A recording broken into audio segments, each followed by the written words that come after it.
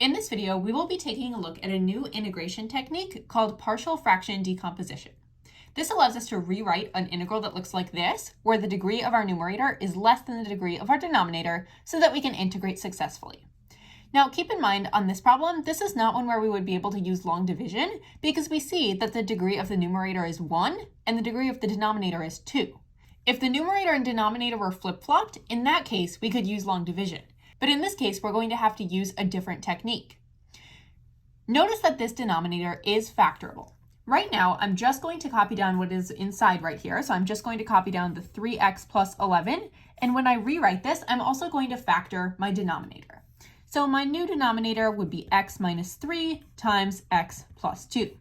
And then how is this really helpful? Because unless we can get this split into something over x minus 3 plus or minus something over x minus 2, it's not going to be really helpful to us. However, that's exactly what we're going to do in this case. We're going to say this is equal to some number, we'll just say a, over x minus 3 plus another number, which we're going to say b, over x plus 2.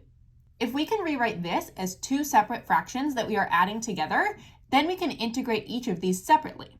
So then the question becomes, well, how do we figure out what a and b are? This equation looks a little bit complicated to solve, but what we have to keep in mind is that this equation works for any value of x.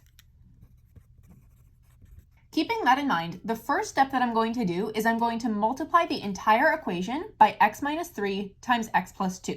So multiplying it by this denominator to get the 3x plus 11 by itself. So we will say this is getting multiplied by x minus 3 times x plus 2. When we do that multiplication, the x minus 3 times x plus 2 and this one are going to cancel out, so we're just going to be left with 3x plus 11 on the left side of the equation. Now it gets a little weird over here because in this fraction we will have a times x minus 3 times x plus 2 over x minus 3. And then for b, we'll have plus b times x minus 3 times x plus 2 over x plus 2. Notice that some of these terms are going to drop out. The x minus 3 is going to drop out here, and the x plus 2 is going to drop out here. So now we have our equation as 3x plus 11 equals a times x plus 2 plus b times x minus 3. Now this is where it's important to keep in mind that this equation works for any value of x. We can plug in any value of x that we want here. So if I hypothetically wanted to solve for a, I would need to get rid of this entire piece of the equation. If I make x equal to 3, that will successfully do that because we'll have b times 0. So we'll say let x equal 3. Now in that case, we would have 3 times 3 plus 11, so 9 plus 11, which would make 20, equals a times 3 plus 2 plus b times 3 minus 3, which is just 0. So in the next line, we would have 20 equals 5a plus 0b, so plus nothing. Now when we divide both sides by 5, you'll be able to see that a is equal to 4. So that's how we solve for a. Now we're going to do the opposite and we're going to solve for b. If we're trying to solve for b, we want this portion of the equation to drop out. That means that we need x to be equal to negative 2. So now we'll say let x be equal to negative 2. So we'll have 3 times negative 2 plus 11 equals a times negative 2 plus 2 plus b times negative 2 minus 3. Then we can evaluate this and solve for b. So 3 times negative 2 is negative 6 plus 11 is equal to positive 5. So we really have 5 is equal to negative 2 plus 2 is 0. So we have 0a, so we just don't write that. And then we have b times negative 5. This means that b is equal to negative 1. So now at this point, we have our values for a and b. We have a is equal to 4, b is equal to negative 1. But what does this really allow us to do? Well, remember up here, we said that we could split this original integrand into a over x minus 3 plus b over x plus 2. If we plug in our new value for a, so 4, we can rewrite that integrand. We can say it's 4 over x minus 3 plus, and then the b, well, that's negative 1 over x plus 2. And remember, this is our integrand, so this is what we are trying to take the integral of. Trying to take the integral of this, dx. Now, since we have two separate integrals at this point, I'm going to separate that out. So this is really the integral of 4 over x minus 3 dx minus the integral of 1 over x plus 2 dx. Transitioning that negative 1, that negative sign, to go right here in between the integrals. And now this becomes much, much easier to evaluate. Since we have something in our denominator here, we can't just use 1 over x. We'll have to use something over x minus 3, which means that we're going to need to use u substitution. So here in this first situation, we'll say u is equal to x minus 3. This means that du dx is equal to 1. If u sub is something that you need to review, I do have separate videos on that. If du dx equals 1, that means that du is equal to dx. So when I rewrite this integral, I'll have the integral of 4 over u du, swapping out the dx with a du. And when I go to evaluate that, that is 4 times the natural log of the absolute value of u plus c. Now, the absolute value of u is really the absolute value of x minus 3, plugging in x minus 3 for u again. So we have 4 times the natural log of the absolute value of x minus 3 plus c. Now, keep in mind that when our coefficient right here, for if we have u equals something x minus 3, when that coefficient there is just a 1, when we have nothing in front of the x, that means that we can just go directly to having natural log of our denominator instead of going through that whole u sub process, because we know that du is going to be equal to dx. For example, when I evaluate the second integral, I don't have to write out all my u's and x's. I'm just going to go straight to saying this integral is equal to the natural log of the absolute value of x plus 2 plus c. And I will need to subtract this from this thing down here. So overall, I have 4 times the natural log of the absolute value of x minus 3 plus c minus the natural log of the absolute value of x plus 2. And I already have my plus c over here. When I write out my final answer, I'll want to stick it at the end. So ultimately, this would be my answer to this integral up here. And by using partial fraction decomp, we were able to rewrite it in a format that we could actually integrate. Now, with this lesson, it's going to be important that you know all of your logarithm properties. These are the ones that you need to know. The natural log of 1 equals 0, the natural log of e equals 1, log of ab equals log a plus log b, log of a divided by b equals log a minus log b, so multiplication corresponds with addition, while division corresponds with subtraction, and the log of a to the n is equal to n log a. So if you have a coefficient, you could just bring that up to the power spot right here, or vice versa. You could bring a power down to become a coefficient for your log. Now let's think about how that might apply in this situation. Since we have a 4 as a coefficient right here, we might write our answer as natural log of the absolute value of x minus 3 to the power of 4, because we can do that using this last property down here. There's not a lot that we can do with this one. We'll have to leave this one as minus natural log of absolute value of x plus 2 plus c. On a free response question, this is completely fine. However, when you're doing multiple choice questions, it might be helpful to know those log properties because you might see simplified answers like this, where they have used log properties to rewrite your answer in a different format. Let's take a look at a sample multiple choice question. Again, we're going to have to use partial fraction decomp here because we see that we have the degree of the numerator, which is less than the degree of the denominator. First thing I'm noticing is that this denominator is factorable. So I can rewrite 5x over x squared plus 3x minus 4 as 5x over x plus 4 times x minus 1. Now, once we get to this step, this is when we want to set up our equation with a and b. We can say that this is equal to a over x plus 4 plus b over x minus 1. And this is the portion of the equation that we're going to bring down to our next line to solve. Now, if we're trying to solve for a and b, the first step in doing that is to get this 5x by itself so that we can have something like 5x equals and then our expressions for a and b. So what we're going to do is multiply the entire equation by x plus 4 times x minus 1. Doing that, we get just a 5x on the left side because this denominator and that numerator are going to cancel. For our a term, the x plus 4 is going to cancel with the x plus 4 on the bottom, so we're just going to have a times x minus 1. So we have a times x minus 1, and then we'll have plus b times, and then we have to figure out what's that. So the x minus 1 in the numerator will cancel with the x minus 1 in the denominator for the b. So we will just have x plus 4. Now this is the point where we have to keep in mind that this equation is going to work for any value of x. So if we are trying to isolate a, that means that we need to get b to be multiplied by a 0 so that this term will drop out entirely. So that means if we let x equal negative 4, that's going to make this 0. So we'll say 5 times negative 4 equals a times negative 4 minus 1 plus b times negative 4 plus 4. And that b is going to drop out. So now we just have negative 20 is equal to negative 5a. This means that a is equal to 4. Now let's let x equal 1, because if we have 1 minus 1, or 0 right here, that means that this chunk of the equation would be equal to 0. So we'll say let x be equal to 1, and then we start plugging things in. So we have 5 times 1 equals a times 1 minus 1 plus b times 1 plus 4. The a times 1 minus 1 drops out because that's a 0, and we have 5 is equal to 5b, ultimately meaning that b is equal to 1. Now that we have a and b, I'm going to rewrite the integral. So we know that this integral is actually going to be equal to the integral of a over x plus 4 plus b over x minus 1. So we know a is equal to 4, so that's really 4 over x plus 4 plus 1, which is b, 1 over x minus 1 dx. So using that method, we were able to rewrite our integral to get it into a place where we can actually start doing some integration. So if we split these two apart, we would get the integral of 4 over x plus 4 dx plus the integral of 1 over x minus 1 dx. Now, thankfully, we see that both of these binomials, these have coefficients of 1. We just have 1x and a regular 1x. That means that we don't really need to deal with u substitution. We can just go directly to evaluating it, and it's just going to be natural log of the absolute value of our denominator. So for the first term, we would have 4 times the natural log of the absolute value of x plus 4.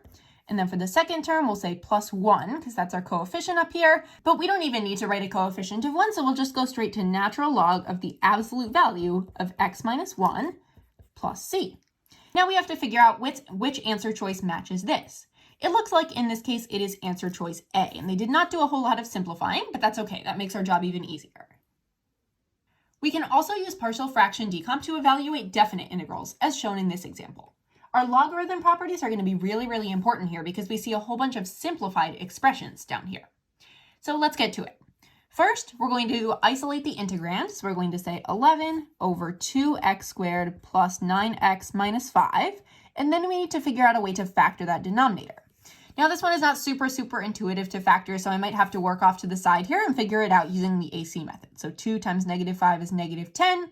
We can use plus 10 and minus 1 as our terms in the middle. So we would say 2x squared plus 10x minus 5, and then do some factoring by grouping. Pull out a 2x. We just have x plus 5 minus 1 times x plus 5. So ultimately when we factor it, we get 2x minus 1 times x plus 5. So let's rewrite this integrand. We have 11 over 2x minus 1 times x plus 5. At this point, we can break it into our expression with the a and the b. So we can say 11 over 2x minus 1 times x plus 5 is equal to a over 2x minus 1. That's from our first binomial denominator, plus b over x plus 5. And then to cancel out this 2x minus 1 times x plus 5, we multiply the entire expression by 2x minus 1 times x plus 5. Now, on the left side of the equation, this entire thing is going to cancel with this, so we will just have an 11. For our a term, the 2x minus 1 on the bottom and the 2x minus 1 on the top will drop out, but we'll be left with an x plus 5 on the top. So that's equal to a times x plus 5. And then for the b term, the opposite is true. The x plus 5 down here will cancel with this x plus 5, and we will just have plus b times 2x minus 1. Now we need to solve. Now first, we're going to let x equal negative 5, because letting x equal negative 5 would mean that this entire term is going to drop out. So we'll say let x equal negative 5.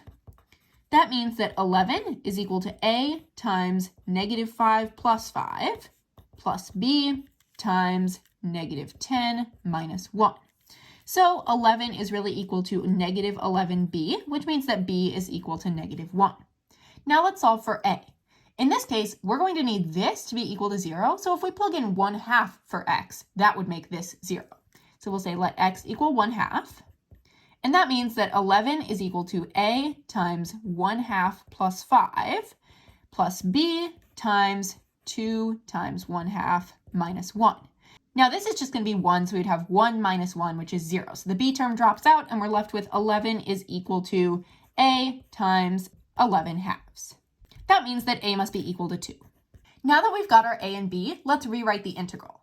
So our big integral up here, that's really equal to the integral from 1 to 2, keeping those bounds on there, of a over 2x minus 1, a is 2, so 2 over 2x minus 1, and I'm just going to stick a dx on there and separate it out right away. So plus the integral from 1 to 2 of b over x plus 5. So b is really -1, so this is -1 over x plus 5 dx. To get rid of the negative here, I'm just going to scoot the negative over here because we can just subtract the integral instead of adding a negative integral up there. Now we can evaluate.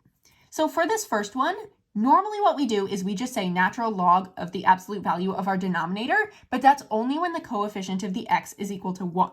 So now we need to use u sub, because if we can get a 2 over x, then we'll be able to use the natural log rule. So we say u equals 2x minus 1. This means that du dx equals, and then the derivative of 2x, that's just 2. Therefore, du equals 2 dx, and 1/2 du is equal to dx. So when we rewrite this integral using our u's instead of our x's, we're going to leave the bounds blank for now, but then I'm going to have to stick a 1/2 on the outside. So we'll say 1/2 and then a du at the end, and then we really just had 2 over u inside there. Now, of course, our bounds are also going to change when we do this. So right now we have u equals 2x minus 1.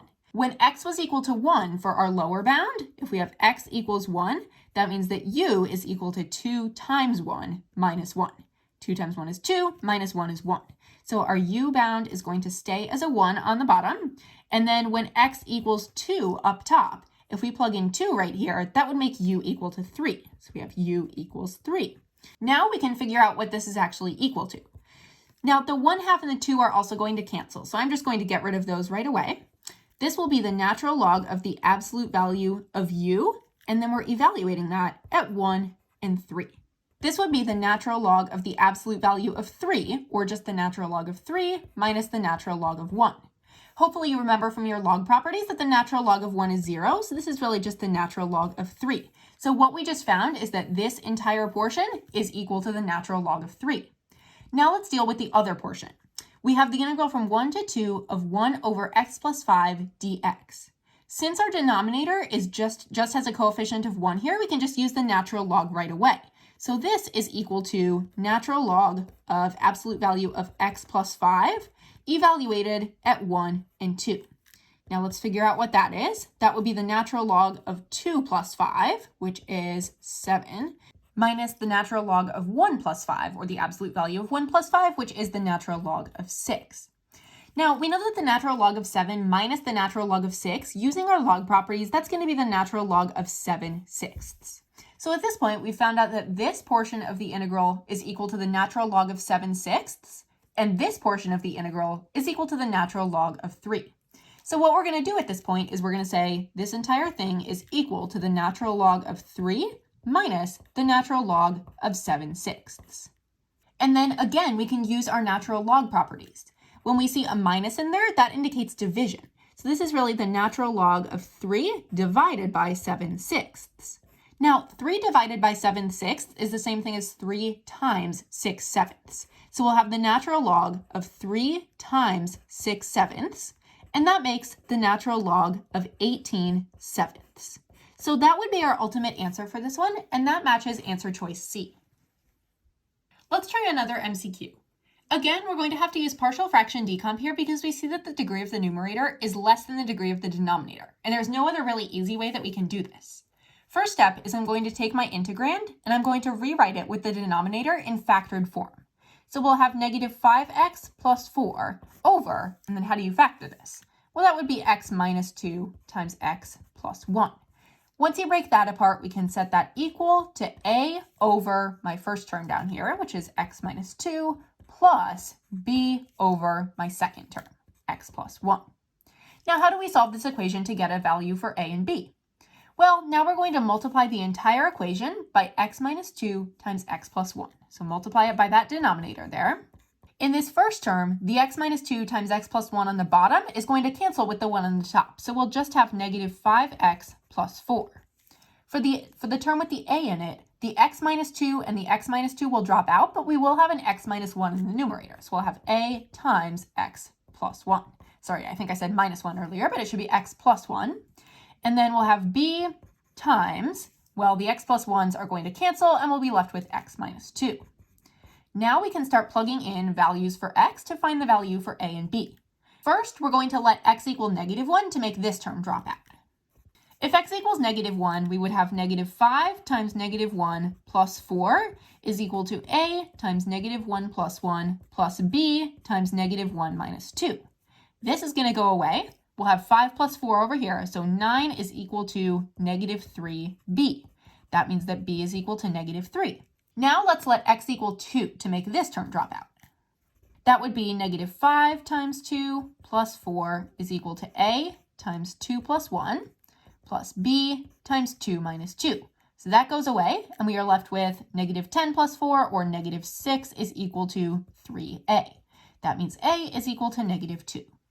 At this point, we can bring our integral down, and we're going to rewrite it as two separate integrals using this a over x minus 2 plus b over x plus 1.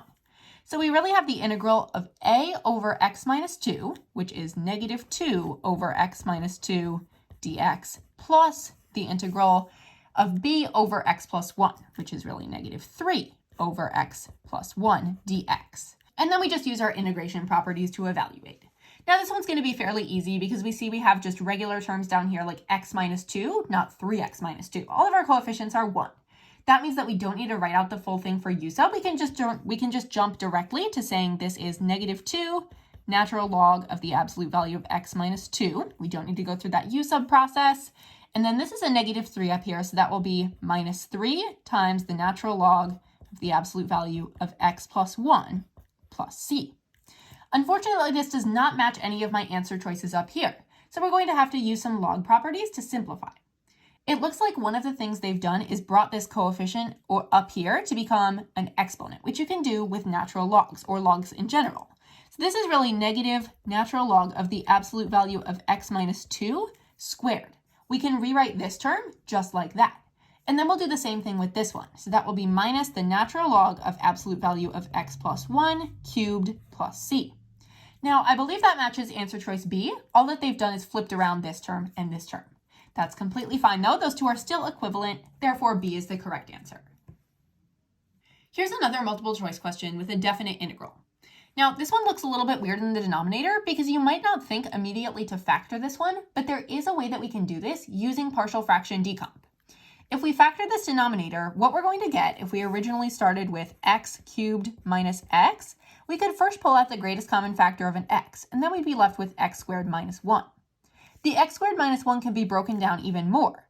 This can turn into x times x minus 1 times x plus 1. That would be our fully factored denominator. So then when we go to rewrite the integrand, that's really going to be 1 over x minus 1, x times x minus 1 times x plus 1. And this one's a little bit weird because now we have 3 terms in our denominator. Normally when we have 2 terms in the denominator, we break it into a over something plus b over something. In this case though, I'm actually going to have to use 3 different letters. I'm going to use A, B, and D, skipping C because I don't want it to get confused with C, like the plus C that we add on the end of our problem. So I'll say this is really equal to A over X plus B over X minus 1 plus D over X plus 1. Same process, we're just using more terms here.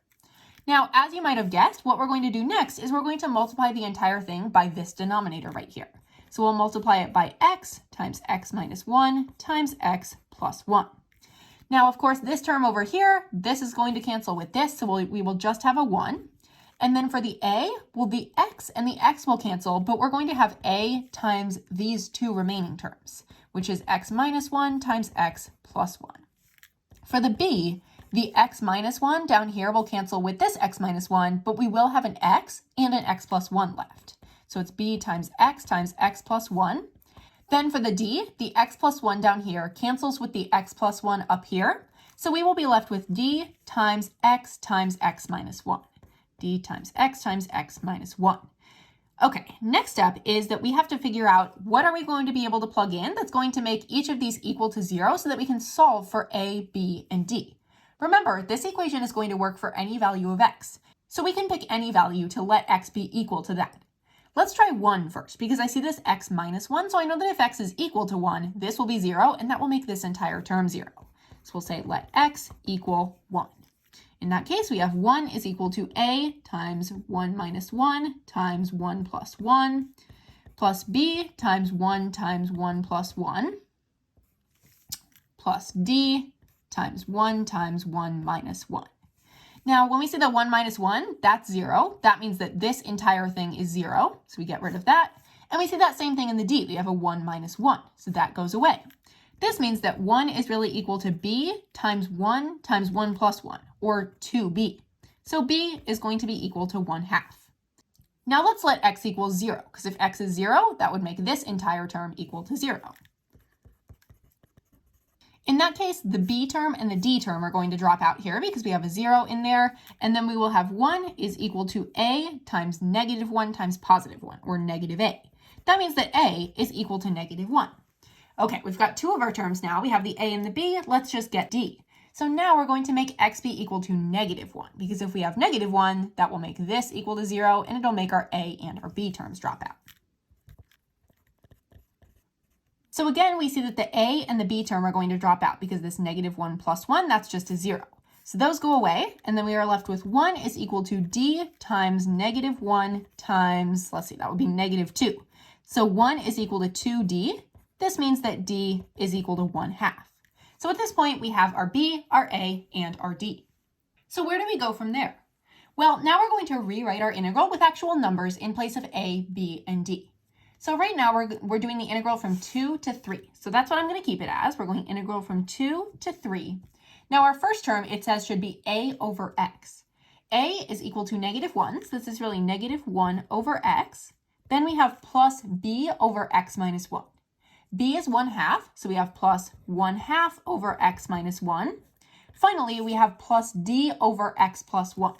We know that d is 1/2, so we have plus 1/2 over x plus 1, and that entire thing gets a dx on the end. Now we have to figure out what is this actually equal to. First, if we have the integral of -1 over x, that's going to be -1 times the natural log of the absolute value of x. Then we have 1/2 as our coefficient for the next term, so we have plus 1/2 times the natural log of the absolute value of x minus 1. For this third term, we have plus 1/2 natural log absolute value x plus 1. Normally we would add the plus c, but since we're evaluating a definite integral, we're just going to stick those bounds on the end. We have 2 and 3. So what we need to do is we need to plug in a 3 for every x and then subtract plugging in a 2 for every x. So at this point, there's one thing that we can cancel out completely, and that is the 1/2 natural log of 1, because the natural log of 1 is equal to 0. So that just goes away. That's equal to 0. Now we have to start evaluating this using our natural log properties, though. So first I'm going to recopy everything with the correct signs and get rid of these big brackets by distributing the -1. Now I just need to go through and clean this up using all of my natural log properties. I'm going to group all of the ones that have a coefficient of 1/2 to the beginning. So we'll have 1/2, and then we have natural log of 2 plus natural log of 4, getting rid of those two terms, minus natural log of 3. And then my other terms, I have plus the natural log of 2 minus the natural log of 3 from all the way at the beginning there. Now let's figure out one consolidated natural log for this. So we keep the 1/2 out at the beginning, but then the natural log of 2 plus the natural log of 4, we can multiply those two. So that's the natural log of 8.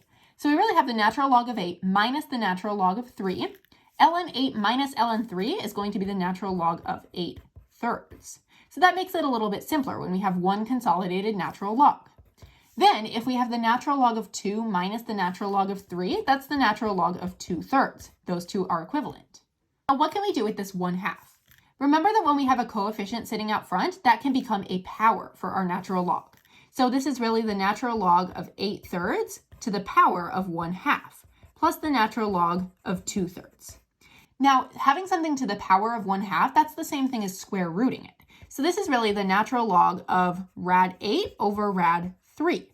Natural log of rad 8 over rad 3 plus the natural log of 2/3. Unfortunately, this does not match any of my answer choices up here. So what I'm going to have to do is I'm going to have to rationalize this denominator. I'm going to take it out of the context of the problem. I'll just do rad 8 over rad 3, multiply top and bottom by rad 3, and you get rad 24 over 3. Now rad 24, that can simplify into 2 rad 6 over 3. So what I really have here, instead of natural log of rad 8/3, that's going to be equal to the natural log of 2 rad 6 over 3, plus the natural log of 2/3. Now we're getting super, super close. We need to have this all as one natural log because that's how our answer choices are.